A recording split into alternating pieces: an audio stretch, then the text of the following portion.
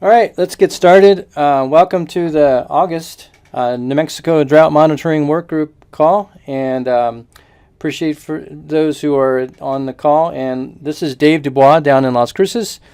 And as we do every month, let's go around and introduce ourselves and see who's on the call.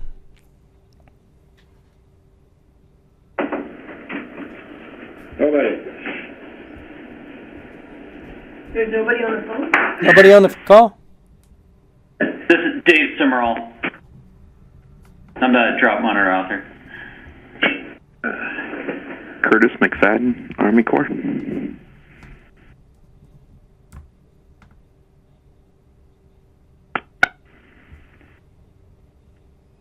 Chuck here. I'm the only one from the Weather Service presently in the room. We have Molly and Ken from OSE.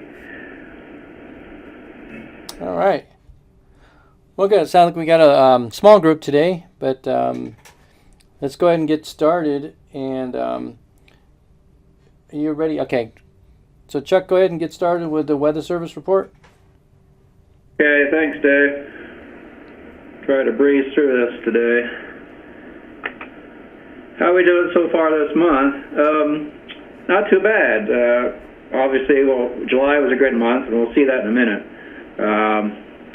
Some areas still doing pretty well in August. The exceptions are across the north and especially across the east. And we'll kind of see that too as we go through here, that parts of the eastern plains now are lacking precipitation, and not just this month, but over the past as well. And so we may be making some changes in the drought status here. We might talk about that later on. But overall, majority of the state is near to above average, and again, the below average areas up to the north, and especially across a good portion of the northeast, and especially east central plains. Not too bad down in southwest New Mexico, which is certainly needed, but could do better up here in the northwest. And just looking at the past 30 days or so, from a climate division perspective, you can see CD3, which is the northeast plains here, is doing not too well, 65%. But other areas, except CD1, which is at 68%, everybody else getting close to 100% or above. So overall, not too bad in the last 30 days, which takes us back into the last week of July. And speaking of July, here's the statewide average precipitation. Hooray, hooray, 134% of normal, first above normal month of the year. 24th wettest on record, over 3/4 of an inch above normal on average across the state. So we did pretty well. Nice numbers. Many areas, getting 3, 4, 5, 6 inches of rain. So July obviously was a good month. Exceptions, unfortunately, the northwest not as well, and then the southeast also an exception, and a little bit down in the south central and southwest deserts. Just putting that in this perspective, I said the 24th wettest. You can see how that compares to past 120 years or so. And finally, to beat a dead horse, here it is by climate division. Everybody doing very well. Notable exception overall is the southwest and south central desert region at only 2/3 of normal precip. Well, I think that's been better than most of the other months. Going back to the calendar year, we are now so much for the good news. The bad news, we're still below normal for the year, about 1.5 inches, as a matter of fact, on average across the state. And that puts us at the 27th driest on record. And here that is in comparison to the last 120 years. And that works out to 80% of normal. If we just kind of look at the last 180 days by climate division, we can see the drop-off from what we've had in August and July. CD1, unfortunately, just above 50%. CD8, below 50%. CD3, and interestingly, for a good portion of the year anyway, is not doing as bad at 85%. Now we'll go back to the water year. We're getting close to the end of the water year. It's 2 months to go. We can see pretty similar to the yearly. The annual rankings, it's 23rd driest. Now about 2 1/3 inches below normal. That works out to 76% of normal, so even a little bit worse. We can go back for the water year. Now suddenly I'm going to add in the last 12 months, and we're up to 99% of normal. Of course, that was the result of September of last year, with the second wettest on record, which really kind of inflates the number a little bit. But 12 months, looking at 99%. But now if we take into the 24 months, we drop pretty dramatically down to the 22nd driest, 4.5 inches below normal, 84% of normal statewide average. Even more so when we look at 36 months, the 11th driest on record, over 7 inches below normal. And it's even worse for 48 months and 60 months, 4th and 7th driest. You know, so again, the short-term drought, we're putting a nice dent into it in many areas. Long-term drought, we're not putting a dent in very many areas. So the latest drought monitor status, we'll have a new one out here in a couple of days, but last week's showing, and this is incorrect, I found out this morning, it's not 97%. Drought status, 66% is in a drought status, from to moderate to extreme. And 40% is in severe to extreme drought.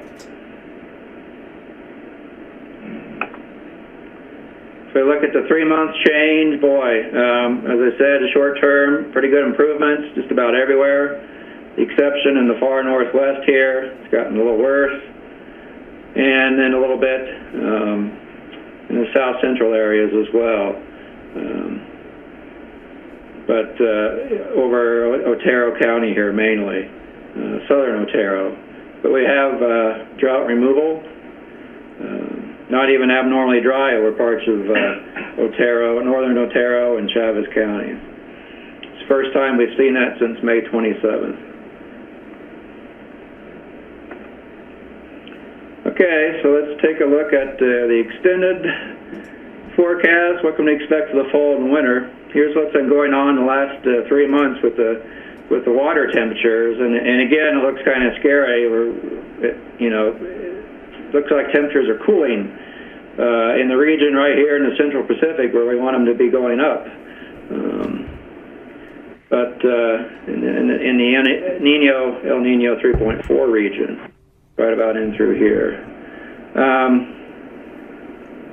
And it's a little scary, but I'll try to be a little optimistic here and say that at least in the last week, since actually the start of, from late July, early August, temperatures have been going up again in the upper ocean subsurface area, but the upper ocean temperatures. And these are the heat anomalies. So that area from 0 to 300 meters below the surface is again warming, and it's gone above 0, and it's around 0.3, 0.4 right now. So that's somewhat optimistic. The computer models and the folks at CPC still saying we're looking at El Nino conditions, hopefully developing this fall, about a 65% chance of that. And that's down from 70 that we were looking at last month. but not down a whole lot. And you see the models are all pretty much in neutral territory or up into a weak El Nino. A few of them even get into the moderate range. And I think this is the European, which is still suggesting a strong El Nino developing late fall, early winter. And it usually does pretty well, so we'll have to see. But officially a 65% chance, and we're looking at most likely probably just a weak El Nino event.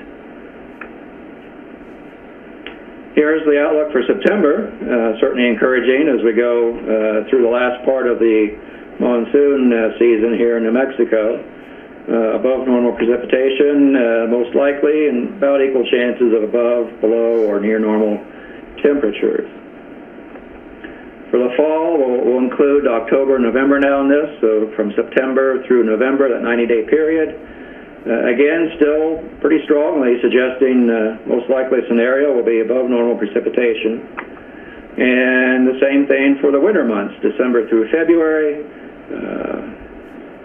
The state all suggesting above normal precipitation across New Mexico, and that's especially true for central and southern areas, which is a pretty normal situation for an El Nino winter.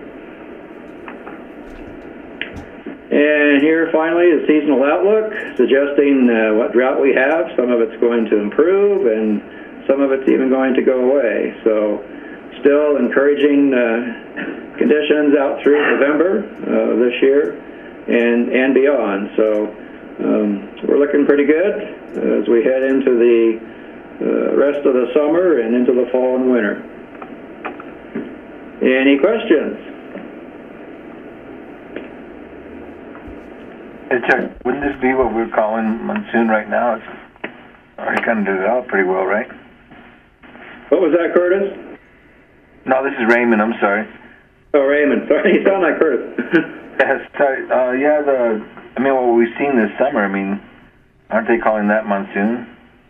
Yes. Yeah, we've had a great start in July with the monsoon. Doing pretty well in August, not as well, but I think we're going to end up above normal.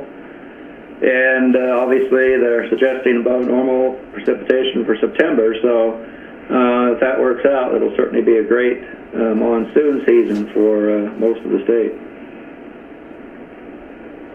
Hi, this is Dave Summerall, the Drought Monitor author. I sent out an email a few days back and haven't heard anything.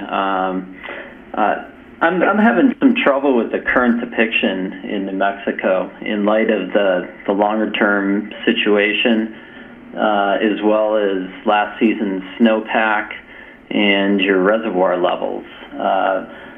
To me, having all that D0 through the middle and upper Rio Grande, I just don't see that as the appropriate depiction in light of those things. And it also affects, as I'd mentioned in my email last week, the seasonal drought outlook, which then puts you guys basically, because of the D0 designation, it has you guys improving basically out of drought. And I don't really see that as the picture there. And I wanted to get some feedback from you guys on that.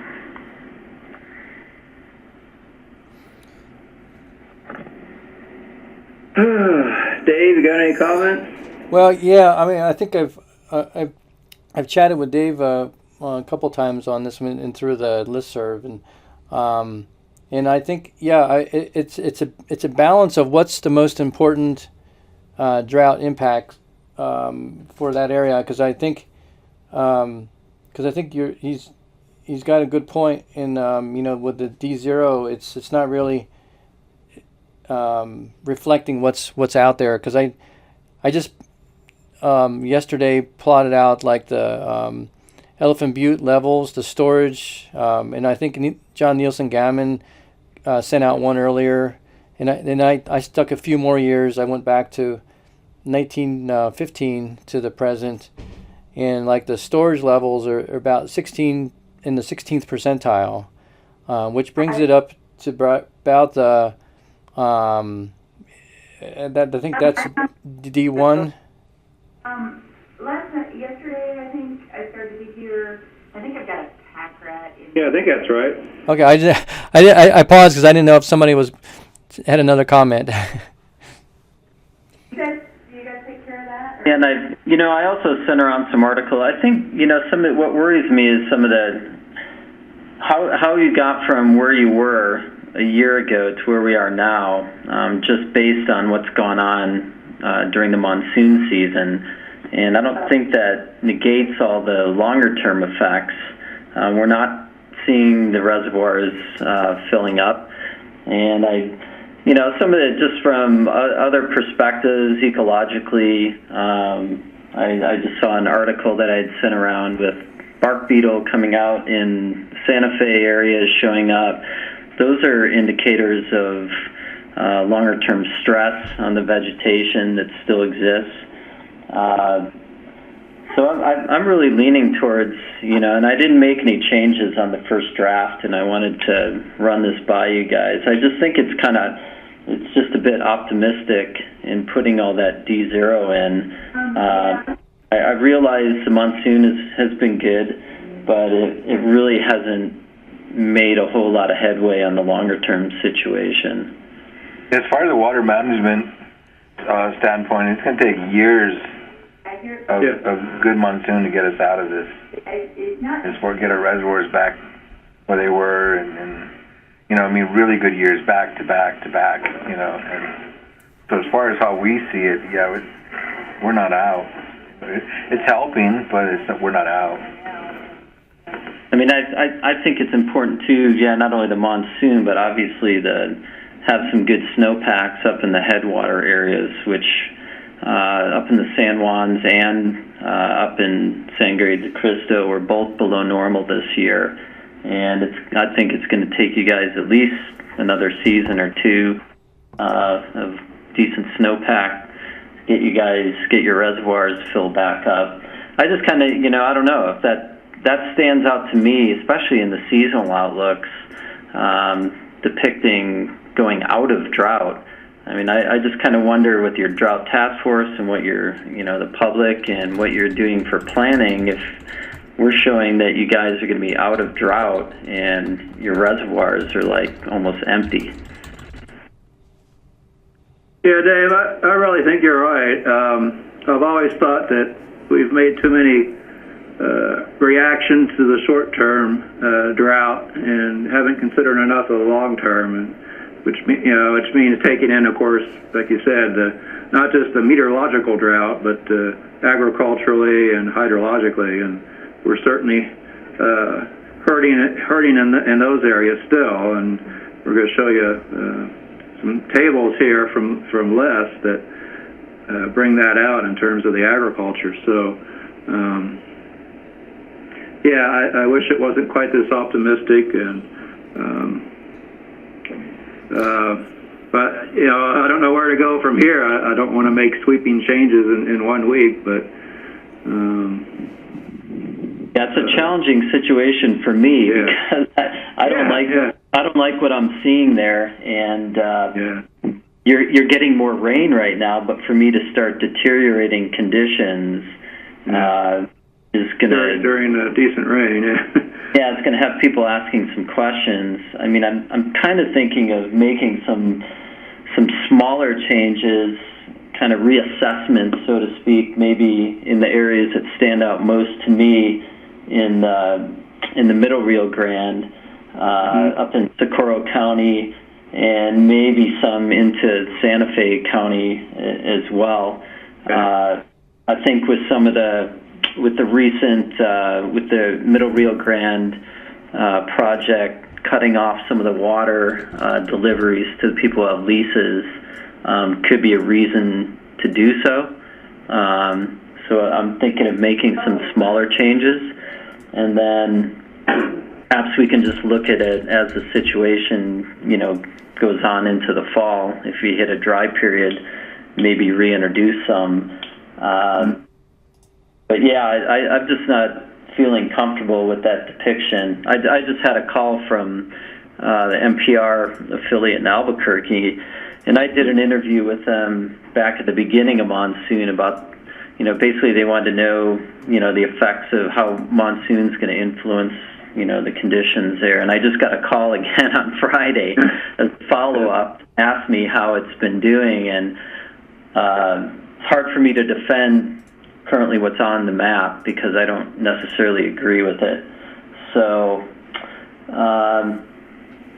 those are kind of my thoughts on it, and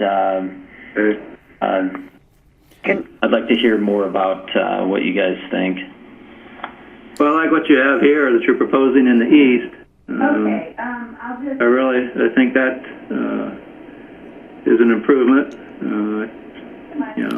Yeah. And we saw that a lot of the Eastern Plains is not getting a lot of the monsoon rains, which is often the case. It's more central and west. So.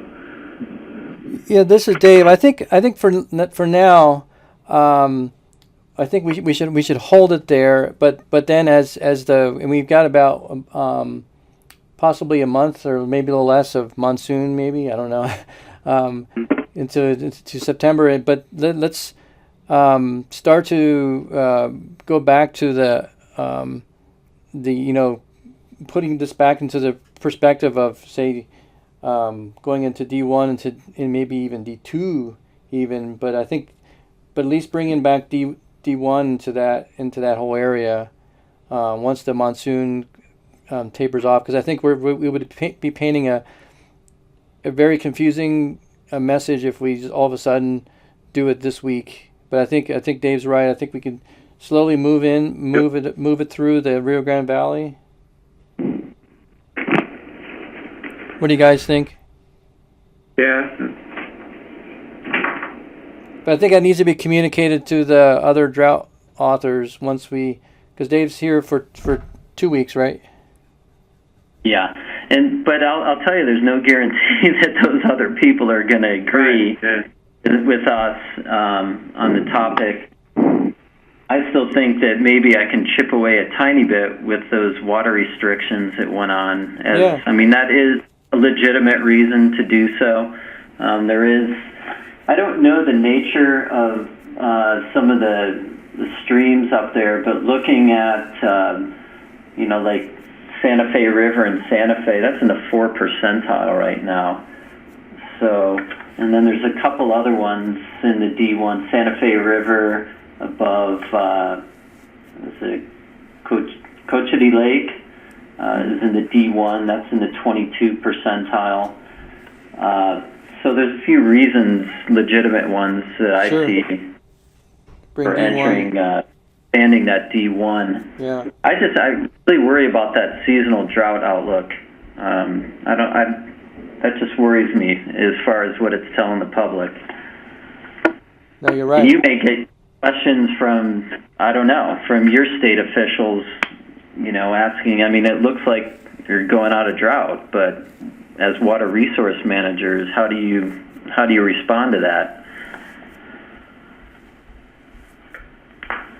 It's kind of misleading. This is Curtis. You look at the Pecos Basin, and we had 2 really good months, and that's why our reservoirs are fairly flush. And last month we actually went to flood control at Fort Sumner. And then you go into the Rio Grande, and we're happy that the monsoon rains came in and helped the operations throughout the basin itself. But you look at the reservoirs, they really didn't tick up on storage, and so it's kind of like misleading. So that's just my 2 cents in on the discussions there. Yeah, because without those 2 months, the Pecos would be red, basically, again, and still. So if you get another dry month next, hopefully that doesn't happen, we can be right back into the drought status. I think that, the West is obviously a unique situation because of water is everything, and the reservoirs are so important. I think there's a tendency in certain regions. Drought means obviously something different in every region, and how you get in it and how you get out of it. And I think there's a tendency back east more to, look at every single rain event and start kind of chipping away at things. And I think, we're all saying the same thing. It's been a good monsoon. We can definitely see that, and this year has been better overall than previous years, but it's still not enough to bring you out of drought. Yeah.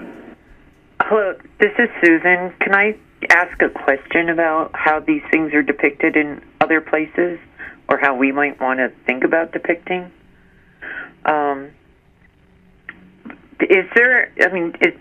Does anybody anywhere do different maps, one for the meteorological drought, one for terrestrial or ag factors, and one for hydrologic drought, that use different factors in those depictions, so they're taken into those long-term effects, maybe things like soil moisture or veg conditions for the terrestrial one, and the reservoir storage and snowpack and stuff for the hydrologic one?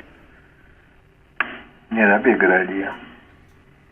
Yeah, some of them are really hard to, they're pretty subjective, some of them, and a lot of these were having mixed indicators. And I think some of the impacts information is just hard to find. Like I search out as much as I can from some of the NAS reports and so forth, but a lot of them are really broad. They don't have a lot of detail to them. Impact reports they're hard to find. I spent about 2 hours on Friday looking through the newspapers in New Mexico, trying to find some stuff. Main things I found were up in Santa Fe County area with the bark beetle, and there's some longer term things that stand out. And these are they're hard to actually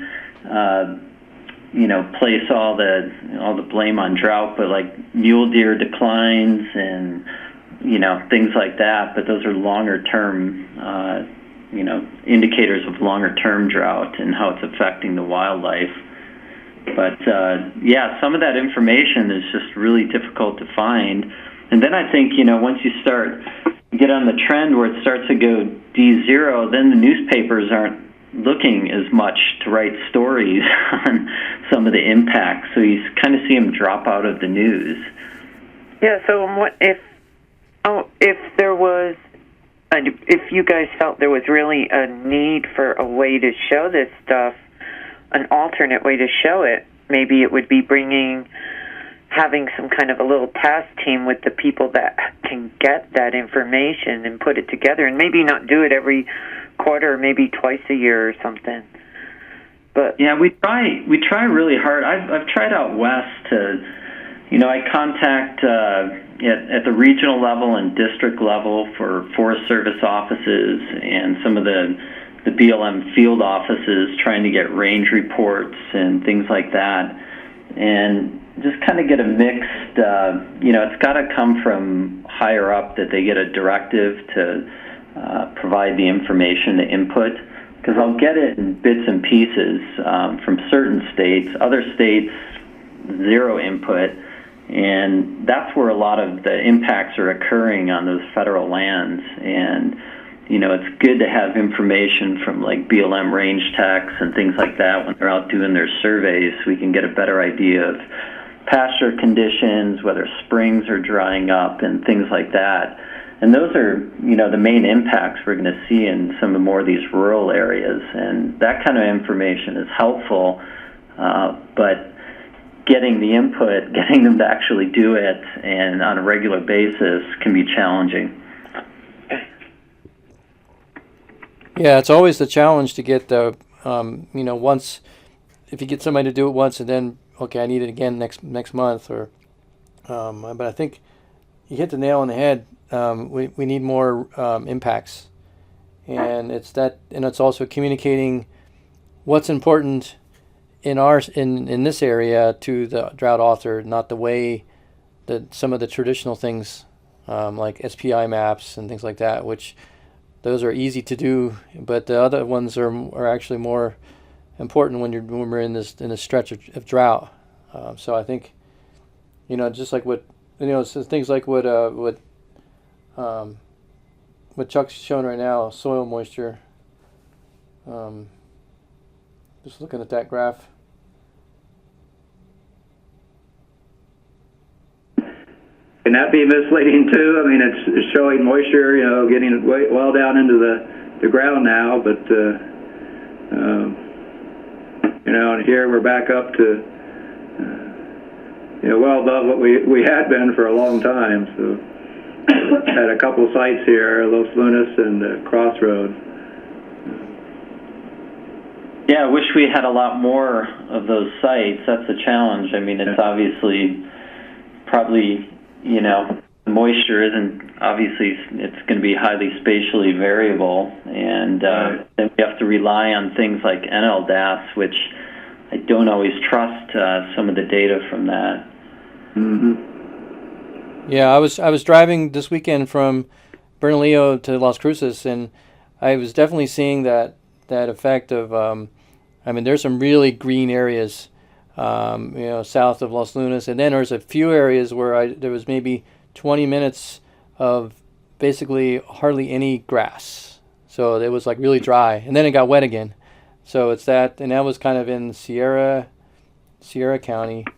So it's that there is a few areas that in the area where it's showing that it's 200%. There are some really dry areas within that, and that's rangelands. That's cattle areas.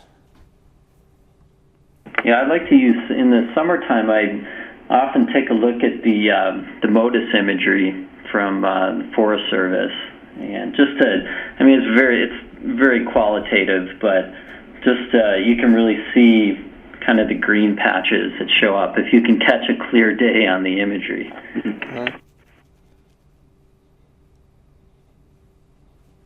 Well, I think I'm looking at some of the classifiers, that the drought monitor is based on Palmer, CPC soil, USGS stream flow, SPI, short-term, long-term blends, and I guess not a lot of the reservoir, the actual water storage is that, Dave, is that something that you guys have access to that's weighed for other areas in the West, like in California or in, say, in Arizona? I guess it's a question for the authors, is how much they weigh the overall storage, if you're looking at all the water basins. Yeah, we definitely look at the storage, and it's always a touchy subject, because from in California, water's so political, and for example, last fall, they were pretty hesitant about expanding D3 into much of the state, moving into the winter, early winter, for political. They think they can deliver the water, so, but I don't know, that changed quickly within about a month once the governor, started seeing what was going on. But we look closely at the reservoir conditions. Okay. But how to take the reservoir and then expand that out into, do you expand that area out, the affected area, into the entire drainage basin? That's always the question of how to depict that. Yeah, because there's more than one thing going on within the storage basin. You've got some areas that rely a lot on the rainfall with some forage, but then the irrigated agriculture, they live and die through the water from snowpack. I'm saying the same thing, but I think it's a matter of getting the authors on the same page.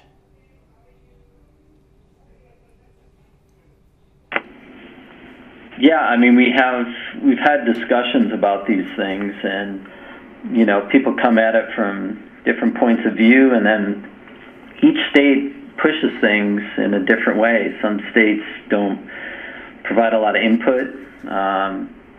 or also provide some input of conditions, but won't give recommendations of what to change. So there's lots of challenges between state to state in making the depictions.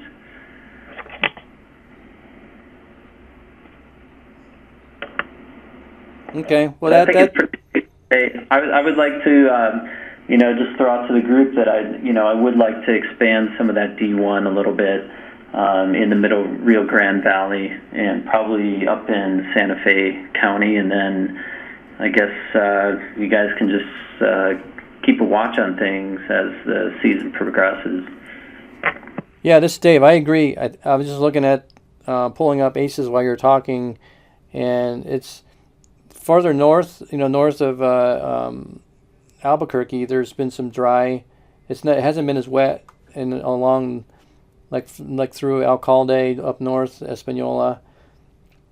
It did well in the beginning, but then it started to dry off.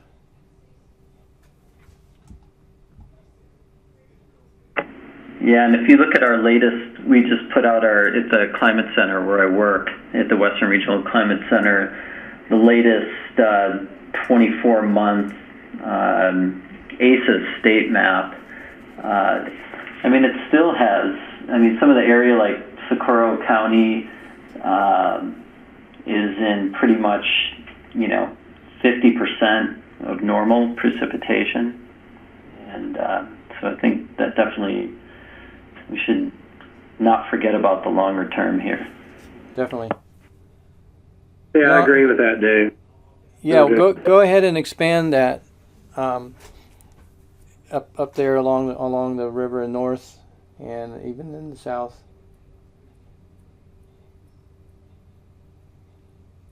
But I think we should also not forget about the east central, that area, and then also the northwest. There's some definite areas there that the monsoon has not been as well covered in that area. Like in that map Chuck is showing up in the northwest and San Juan County. And I think we'll show later in the ag report they're still hurting. Yeah, that area is in D3 right now, so probably pretty appropriate. Yeah, but I don't want to trim anything out of that area. No, definitely not. What about in Sandoval County? It's looking like the Jemez River. I've got that looking at the current in 4 percentile. And that stream gauge is kind of sitting right over that boundary of D0, D1.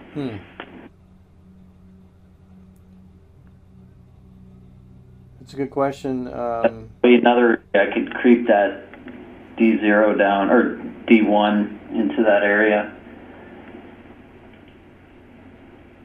What do you think, Chuck? Yeah, possibly. Absolutely. I have no problem with that.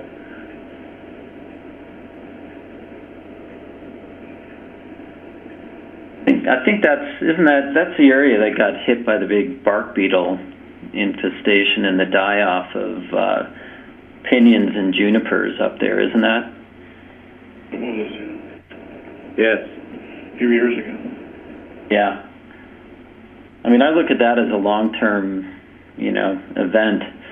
That's showing I know that occurred. I think that started the die-off was in 2002 or 3. But I really think, that's going back pretty far.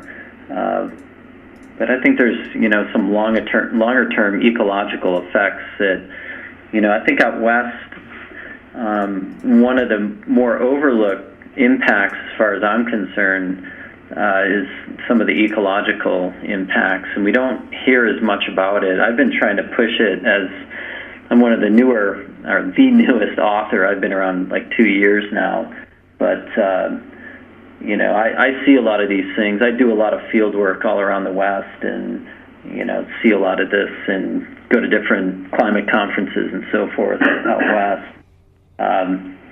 But I think that's a particular area that maybe we need to also pay attention to it. That's a good point. I think that's at some point in their work group we had forestry person who knew a lot about the conditions. I think we need to revisit that again.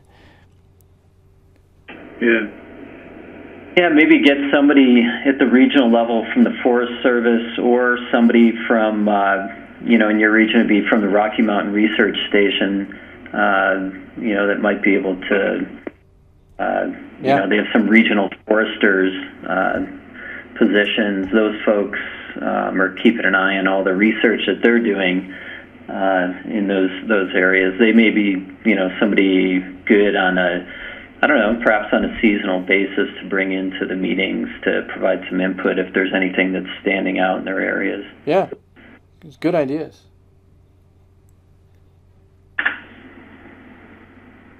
Well, good. That helps us out a lot. I think we, our role in providing more of a leadership and pushing our local interests rather than, just going forward with the whoever's in the author seat. I think that's a strong commitment for us. I think we need to do that. Is to keep some of the. I've been writing the points down here. What we needed to be to continue doing. So it's good. Yeah, because I know the authors. I mean, they're definitely open to guidance, and especially out west. I don't think. These are all really obviously very smart, well-educated people who know the issues and so forth. But I think sometimes it takes living in a region to kind of get a grasp of it. And I think the issues, and I think that falls upon the states to be able to give that, that information. Because right. I look at it when I look at some of the other areas in the East Coast. I mean, I don't know all the ins and outs of the stream flows and the soils and all the other issues. So I rely on the local input for that. So I think a lot of that needs to come from the state level. No, I agree. Definitely.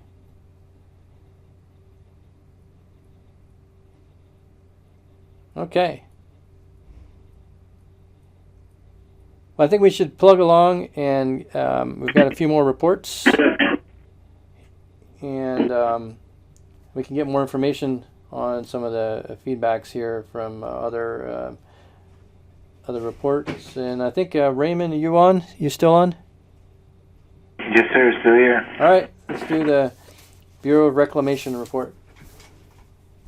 All right. I'll start with the reservoir storages in the Rio Grande. Batoro, 15,468 acre feet. Heron, 72,268. Elvado, 54,288. Abiquiu, 130,038. Cochiti, 47,544. Elephant Butte, 149,683. And Caballo, 22,822. On the Pecos, Santa Rosa, we have 71,985 acre feet. Sumner, 37,035. Brantley, 37,904. And Avalon, 1573. So in the Rio Grande, like I was saying earlier, we've had some help with these rains. Doing better than what we thought we were going to be. So we're coming up to the Labor Day weekend now, and which is a kind of a sigh of relief for the district and us. And after that, usually the demand tends to taper off just a little bit, enough to help out, and so we actually went further than what we thought we were going to in the beginning. So the rains do help, but like I said earlier, we need to have this monsoon stretch into the snowpack, and really build some good snowpacks for the next few years to get us out of this thing. And like I said, Elephant View is 149. We can go up to 2 million acre feet there.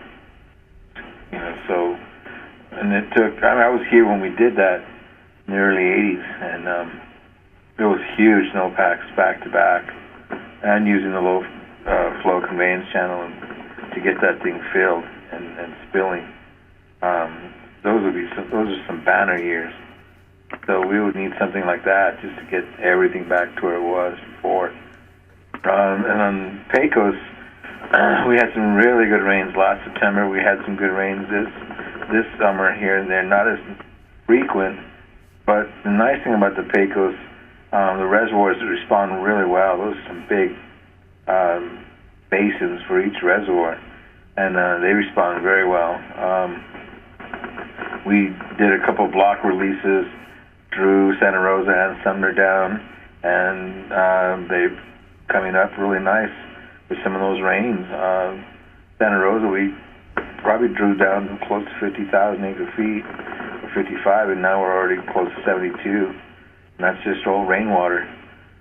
Same with Santa Rosa. I mean, Sumner, we drew that down pretty good, and it's coming back up. So the rains have helped there. And also with the groundwater, like I said, I wish we had more wells to just to put some numbers to it. But I know the bank storage and the groundwater storage is just doing really well because we've hardly used any water, supplemental water for the fish this year, and the river's been continuous on the Pecos this whole time, which we just could not do the last few years. It was taking more and more water each year to keep the river whole, and now I know the bank storage and ground storage is just backed up really well. So actually we're doing good. So it's kind of a nice reprieve after the last few years. But like I say, it'll take years to get back out of this thing. That's all I have. Okay, thanks, Raymond. Thank you. I don't think we have Wayne on. I didn't hear him on the call. But so I think Anne Marie, are you on? Yeah, I'm here. All right. I think Chuck has your stream flow condition report up. Okay.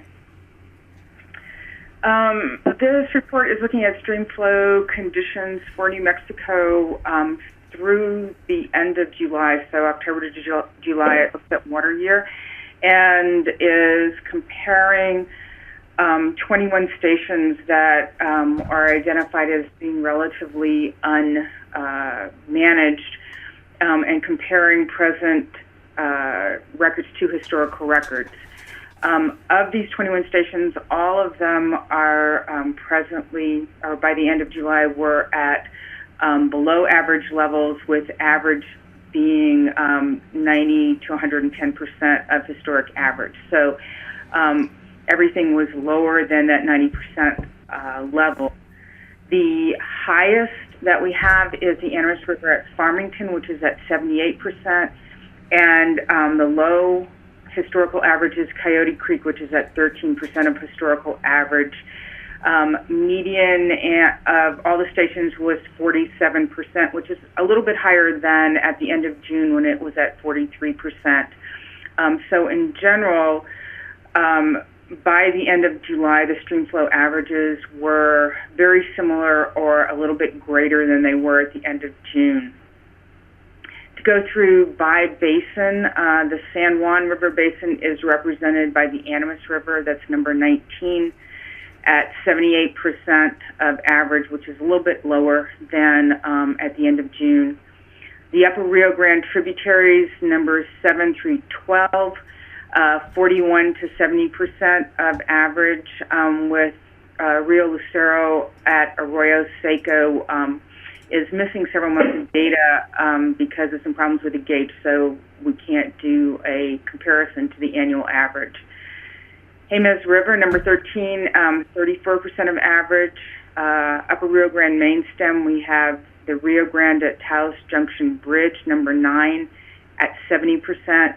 Both of those are basically the same as last month. Canadian River Basin, the Upland tributaries in Colfax County, those are numbers 1, 2, and 3, 46 to 51% of average. And the tributaries in Mora County, 5 and 6, at 13 to 18% of average. And then the main stem, number 4, is at 29% of average, which is actually up. It was 11% at the end of June. So that is probably the one that's shown the most improvement. The Upper Pecos, San Miguel County, numbers 14 and 15. Pecos River at Pecos is at 59% of average, and Gallinas Montezuma at 57% of average. The Lower Pecos in Otero and Eddy counties, numbers 16, 17, and 18. Stream flow conditions there range from 27 to 78% of average, and the upper range, 78% last month, was at 54%, so that also is showing some improvement. Finally, the Gila Basin in Grant County is represented by sites 20 and 21. Mogollon Creek is at 14%, and the Gila River at Red Rock at 38%, and those are basically the same as they were at the end of June. So that's all I have for this month, unless there are any questions. Okay, thank you. Thank you, Anne Marie. Okay, next we have Office of State Engineer. I think Molly, are you doing the report? I'm here, but I'm doing what I can do it because I keep coughing so much. Okay. So this is our standard report that shows both, Just use that, click. that shows both this month and last month reservoir totals. Left click, I think, should do it. Hey, this is Dave Summerall again. Hey, I have a quick question if anybody's familiar. It looked like Rio Redoso is running really low, and we've got that area up in northern Otero County is in D0. I know they've gotten a lot of rain up there, but that's interesting that creek's running so low. Which one was that again? Rio Redoso? Is that how you pronounce it? I'm probably... Yeah. There's a lot of diversions on that river system. Okay. And there's a lot of losses there, so that's probably the reason why it's so low. Okay. Yeah. Thank you. Mm-hmm. Thanks, Curtis. No problem.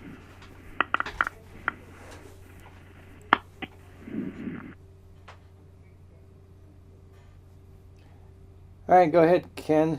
I think we've got the PowerPoint up.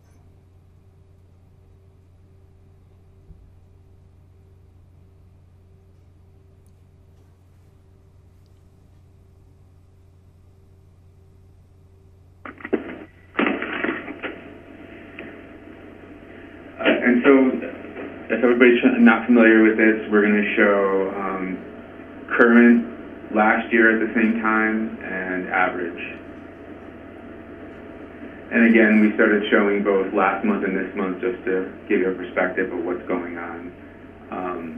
And so August and July for Navajo, not really any real major change there.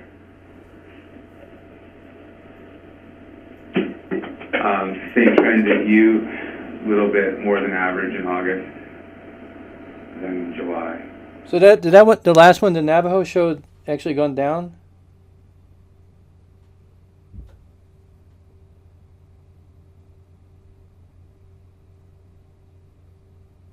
Yeah, a little bit. A little bit, yeah. Just a little bit, okay. Interesting.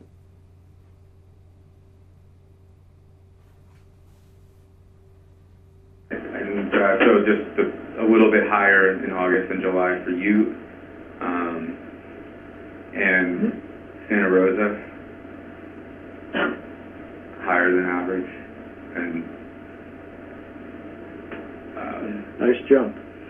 From July, for sure. Yeah, that's what I was talking about. We made that block release and drew it down, and then it just started replenishing itself with those rains. It was really nice.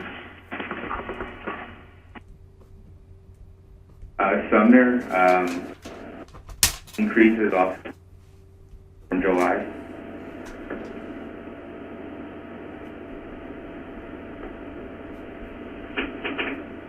Same thing with Brantley.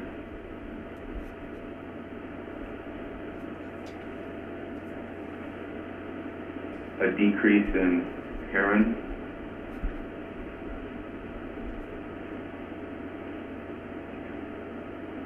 You know, you're showing where the San Juan area was in that more of the drought, and it's true our tunnels are just they're not doing anything. You know, our diversions in Tarrant, that all comes from the San Juan Basin. Yeah, the San Juan, the Navajo, has been releasing fairly good amounts of water to meet demands of environmental demands at the Four Corner area. So that's why Navajo's gone down. They haven't really got the benefits of this monsoon as the rest of New Mexico. Thanks. Mm-hmm. We can see an increase in Abiquiu in July, and we're pretty similar, a little bit more than we were last year, but still below average. Yeah, and we're just transferring the city's water from Heron to Abiquiu into storage, so that's not really a natural gain of any kind. Pelican Butte looks to be a little lower than last month.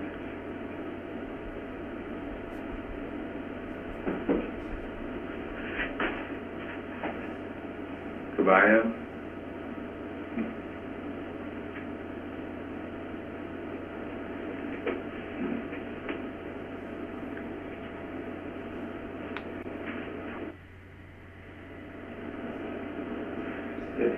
That's all we have. Anyone have any questions? Okay. See, it can really be deceiving when we talk about all the rain we had in July, and you know the statewide average was 134% of normal, but it wasn't that. You know, there were places that didn't get a lot of rain, and you certainly didn't see big impacts on too big impacts on these reservoirs, especially the Rio Grande. Yeah. And Chuck, I just emailed you a graphic while we were talking, and that's kind of that one I mentioned earlier. I don't know if you got it, but I think I'm going to continue to make this graph. I don't know if you're able to pull that up or not. Dave, this is Kerry. While he's pulling that up, I did some precip analysis for the Ruidoso area yesterday, and there's one site that has recorded, I think, 10.83 inches since July 1st, which represents about 67% of what they've had year to date. There's some impressive numbers down in that area, and I'm kind of curious about the Rio Ruidoso. I think what was mentioned about the diversions, I'd like to maybe learn some more about that. Yeah, I didn't know about that either. Yeah. Me and you both, because in years past when we actually did have snowpack up in the Sierra Blanca area, we were like 240% of average. Mm-hmm. And the Corps has a reservoir, a water control reservoir called Two Rivers, and it is fed by this region, and we rarely got any water from the Ruidoso area. And so there's a lot of losses between the mountain range and to the Roswell region. So it's a big question mark on what's going on out there. But there is some diversions there. This is Dave Simmerall. I had looked at some of the RAWS stations up there. A few weeks ago. I'm trying to find my email. I think I had sent it out to you guys. But I think there were a few stations that did, like he said, that had received about 10 inches or so for July and August. But there was another station that had only received 4. So there's definitely some variability in that area. And also, and I had mentioned this in a previous email too, I'd looked up the climatologies on Ruidoso and Cloudcroft from the co-op station, and that's pretty much a normal amount of rainfall for that time of year. So then I look at it in the context of, okay, where are we at now compared to the longer term? So if they're just getting an average to slightly average amount, how much is that affecting, the improvements that we're making if they're getting something that's just slightly above normal? And, again, I'm not sure spatially if those amounts are really hitting the whole range. Yeah, I think that the 4-inch amount, we think at least, I think that co-op site, the 4.66, I think, year to date is not correct, actually. Based on a couple of but you're right. I mean, there's definitely variability. I mean, the 2 sites I've looked at were basically about 5 miles. 5 miles apart. So I think that RUP and 5 may be a little suspect, but it's hard to say for sure. Well, this was from a RAWS site. Yeah, the RAWS site, Smoky Bear RAWS. I can't remember the name of it, but 2 of them stood out as having, right on average, and the other one was like half the amount. Oh, okay. Yeah, I just pulled up Cloudcroft, the co-op, and it's about 5 inches below the normal for the year. They have 15.18, and the normal is 20.56. And then is that a raw site, Dave? No, that's the co-op. And if you pull up Mountain Park, similar, they're about almost about 2 inches below average for the year. Yeah. I think Chuck. Folks, this is Val McBlain from El Paso. I was just having to listening to what you're talking about the disconnect there between the river flow rate and Rio Ruidoso. I just Googled an article that's actually dated April 10th this year. Apparently there had been an obstruction plugging the diversion from the Rio Ruidoso to the Grindstone Reservoir for years, as the article says, and they just got it unplugged apparently this April. So maybe that has also something to do with the lower water levels.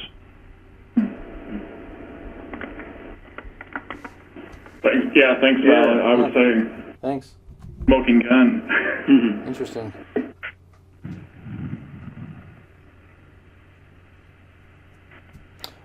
All right. Any more discussion on that part? Rio Ruidoso. Okay. Chuck, if you want to bring up the crop progress, I did a little quick look over before I sent it to you, and just looking at the county comments up on top, it's sort of good, and there's some a little more in like Taos County. Producers continue to delay harvest because of the recent rains. Then there was a little more discussion on Otero, which is there's some good things with grass screening up, producing seed heads. Very good grazing conditions reported. However, hay growers are winding down production. Cattle and sheep are in good to excellent condition, with rangelands improving considerably with much needed rainfall.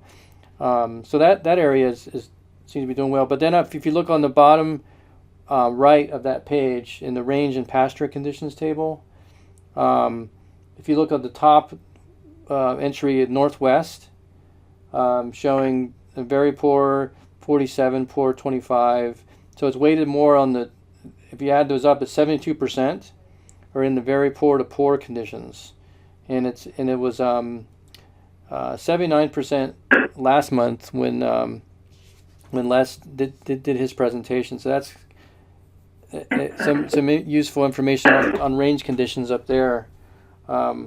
Whereas the south, I think the southwest, is more weighted to the fair and poor conditions.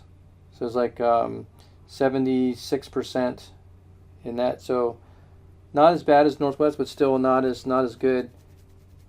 We'd like to see things. There's not hardly anything all in the excellent range. So we're seeing a lot that still hasn't really just starting to come back, but it hasn't really. So I'm not an expert, but I was sort of just reading that table, seeing where things are more into the poor range on the majority of things in fair.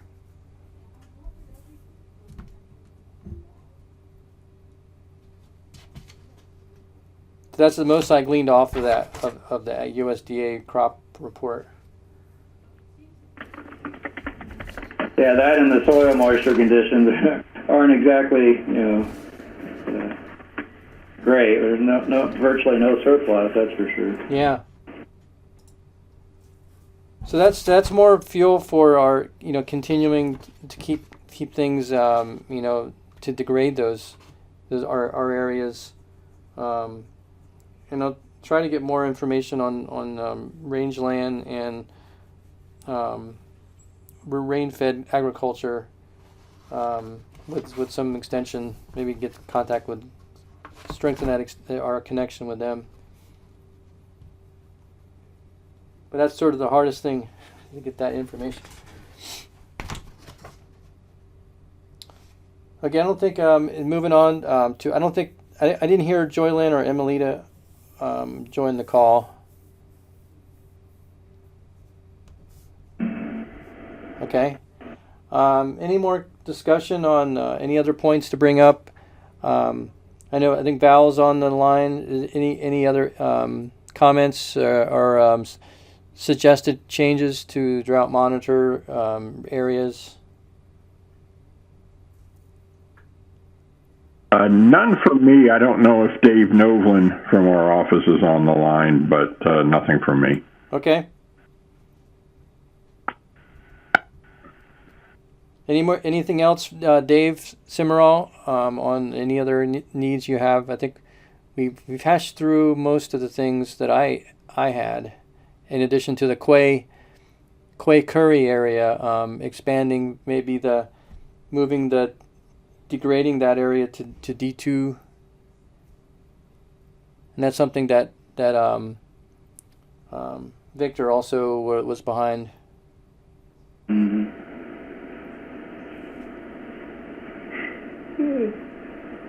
Dave had to leave. He had another. Oh, okay. Meeting to go. I can email that to him. Okay. I don't think. Do you have anything else, Chuck? Nope. Okay. So let's talk. I just maybe you can email that around. I just was showing the percentile of Elephant Butte, but we can always look at that later. We're at the 16th percentile for this time of year. We're past 11, so let's talk about next month's call. And okay, so the third Thursday is the 18th. That's when CPC publishes their outlooks and things, updates. So the following week would be the 23rd if we want to do the Tuesday. So the first question would be, is Weather Service available on September 23rd? We are. Okay, how about everybody else? I think so. Sounds good to me. I can do that. Okay. All right, that sounds good. So let's set our next call for September 23rd, 10 a.m. Mountain Time.